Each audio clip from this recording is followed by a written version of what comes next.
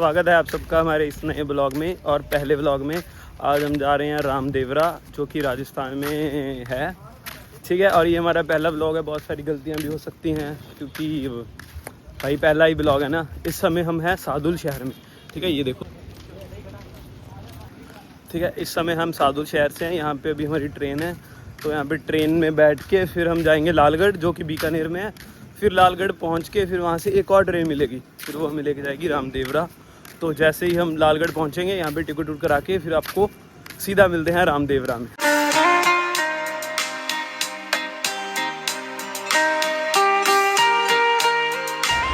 भाई पूरे 5 घंटे की जर्नी के बाद सादुल शहर से यहाँ लालगढ़ पहुँच गए हैं अभी। तो अभी टाइम हो रहा है शायद, कितना टाइम हुआ रे? 11:15 हो गए हैं। और अभी यहाँ से 11:30 11:40 पे हमारी ट्रेन है लालगढ़ से सीधा रामदेवरा की। ठीक है, और लालगढ़ के जब आप पहुँच जाओगे ना, उसकी एक ख़ास निशानी भी हमारे भाई ने बताया था। और यही जब आप जैसे लालगढ़ पहुँचोगे ना, यहाँ पे इतनी ज़्यादा गंदी स्मेल आती है ना, क्योंकि शायद ना पास में गंदा नाला वगैरह गुजरता है, तो उसकी स्मेल आती है। तो उससे आपको पता चल जाएगा कि भाई हाँ भाई लालगढ़ पहुँच गए हैं। ठीक है, चलो अभी लालगढ़ से हमारी रामदेवरा की ट्रेन है, तो फिर उसके बाद में हम 2:30-3 बजे के आसपास रामदेवरा पहुंच जाएंगे। मिलते हैं वहीं पे।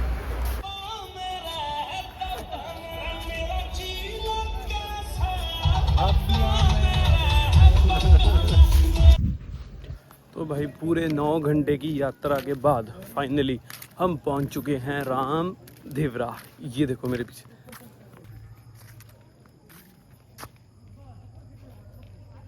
और एक मैं जानकारी बहुत ज़रूरी देना चाहूँगा, जब आप रामदेवरा हो ना, स्पेशली भाई ट्रेन बुक करा के आना, क्योंकि हम तो हमारा इंस्टेंट प्लान बन गया था। तो जब हमारा इंस्टेंट प्लान बना तो हमने बस मुंह उठाया और चलो चलते हैं। ठीक है, बाबा का बुलावा आया था तो हम आ गए। तो लेकिन भाई जब आप आओ ना यार, तो बुकिंग करा के आना, क्योंकि रास्ते में ना सीट नहीं जो मिल रही। भाई वो पीछे तो सीट मिल गई थी हमें, जब हम पीछे चले थे ना कि सादुल शहर से लालगढ़ था, वहाँ तक तो हमें मिल गई। लेकिन उसके बाद भाई ये जो 3 घंटे गुजारे हैं ना, हमें पता है हमने कैसे गुजारे हैं। बट चलो फाइनली हम रामदेवरा पहुँच गए हैं। अब यहाँ पे क्यों आए थे, क्या है यहाँ पे ऐसा खास, कौन सा मैंने कहा था बाबा ने बुलावा आया है, वो सब हम आपको बताएंगे आगे। और यहाँ पे बाबा रामदेव जी की समाधि के लिए जाने के लिए रास्ता बनाया गया। पहले ऐसे ओपन ही था, लेकिन अभी यात्रियों के लिए पूरे एकदम शेड बना दिया। तो आप जा भाई पूरे 3:30 बजे हुए हैं और हम पहुँच चुके हैं श्री बाबा रामदेव जी की समाधि पे। अभी 4 बजे यहाँ पे आरती स्टार्ट हो जाएगी, फिर हम आपको आरती के दर्शन करवाएंगे। बोलो जय श्री रामदेव जी।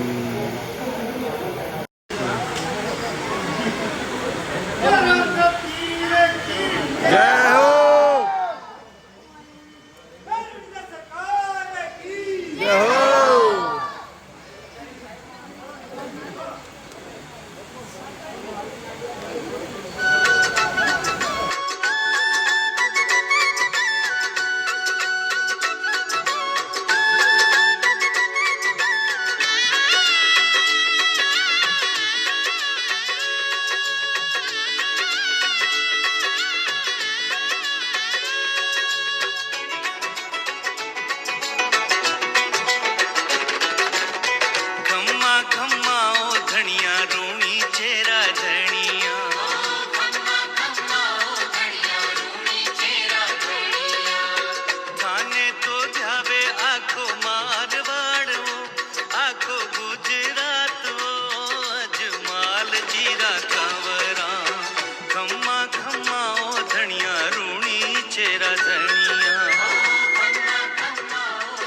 हमने रामदेवरा में श्री बाबा रामदेव जी के दर्शन कर लिए हैं, और दर्शन करके हमें बहुत ही सुकून मिला, क्योंकि पूरी जैसे हमने बताया था ना 9 घंटे की पूरी हमारा सफ़र था। और लेकिन जब सुबह दर्शन किए ना, हम 4:30 बजे लाइन में लगे थे, 3:30 बजे 4 बजे के आसपास लाइन में लगे थे, और 5:30 तक हमारे दर्शन हो गए और हम फिर लाइन से बाहर आ गए।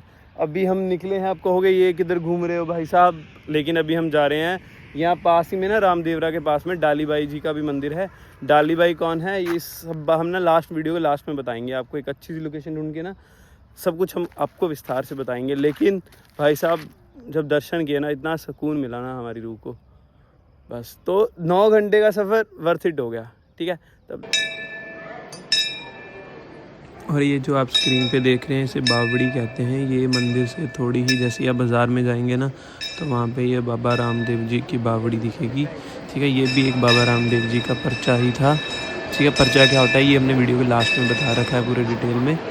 तो हुआ यूँ था कि उस समय में क्या हुआ कि लोगों को काफ़ी सारी ना बीमारियाँ होती थी, रोग होते थे। तो उस समय बाबा रामदेव जी ने एक पर्चा दिखाया। उसमें ये था कि जो लोग भी यहाँ के स्नान करते थे, अपना हाथ पैर धोते थे, तो उन्हें क्या होता था, उनके रोग से मुक्ति मिल जाती थी, वो एकदम स्वस्थ होकर निकलते थे। लेकिन बाद में जैसे टाइम बीता तो लोग आके डायरेक्ट क्या होते थे, इसमें छाल मारते थे।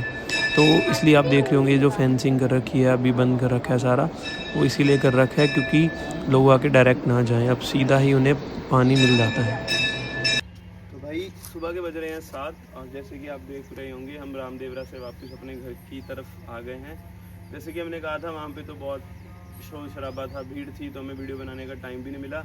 लेकिन जैसे हमने आपसे प्रॉमिस किया था कि हम रामदेवरा बाबा रामदेव जी के बारे में आपको बताएंगे, तो वो सब आपको बेसिक जानकारी एक सुना देता हूँ। ठीक है, तो हुआ कुछ यूँ था कि आज से काफ़ी साल पहले राजस्थान में एक राजा था जिनका नाम था अजमल जी।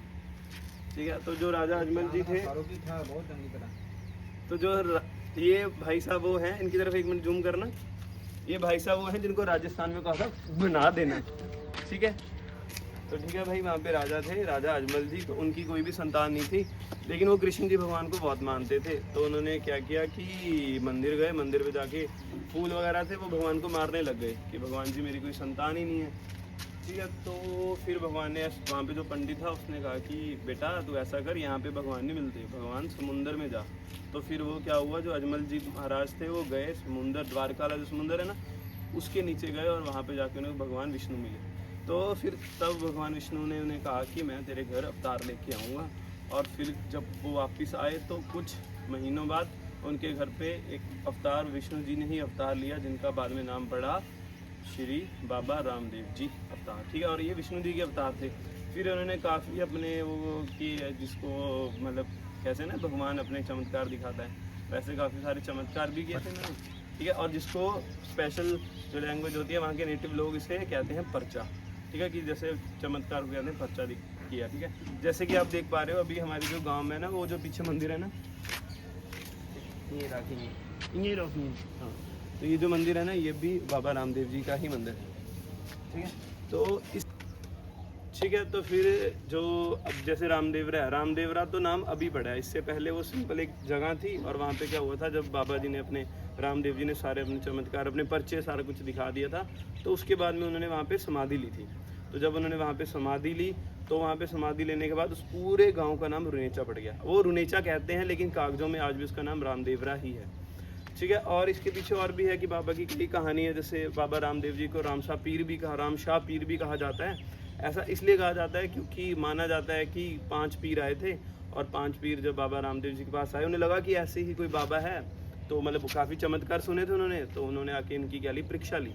ठीक है, तो जब इन्होंने इनकी परीक्षा ली, बाबा ने आके उन्होंने कुछ बर्तन का कहा था कि खाना खाना हमने, तो लेकिन बर्तन तो थे नहीं, तो बाबा ने चमत्कार से क्या किया था, बर्तन ले आए थे। तब से उनका नाम, जो 5 पीर थे, उन्होंने नाम दे दिया बाबा राम शाह पीर। ठीक है, तो ये बेसिक जानकारी थी बाबा रामदेव जी के बारे में। और मैं भी पहली बार गया था और ये हमारा पहला ब्लॉग ही है, तो बहुत सारी गलतियां, जैसे मैं शुरू से कह रहा हूँ, बहुत सारी गलतियां भी हो सकती हैं। ठीक है, लेकिन हमने अपनी तरफ से पूरा एफर्ट, पूरी जानकारी इकट्ठा करके आपके सामने ये वीडियो पेश करी है। बाकी आपको हमारी वीडियो कैसी लगी कमेंट करके ज़रूर बताना हमें। ठीक है, बाकी तो आपकी मर्जी है, लेकिन कमेंट करके ज़रूर बताना। और इसके बाद में हमने पोखरण किला भी गए थे, इसके बारे में वो अगली वीडियो भी डाल देंगे, तो अगर आपको ये अच्छी लगे तो वो ज़रूर जाके चेक करें। ठीक है, फिर मिलते हैं अगली वीडियो।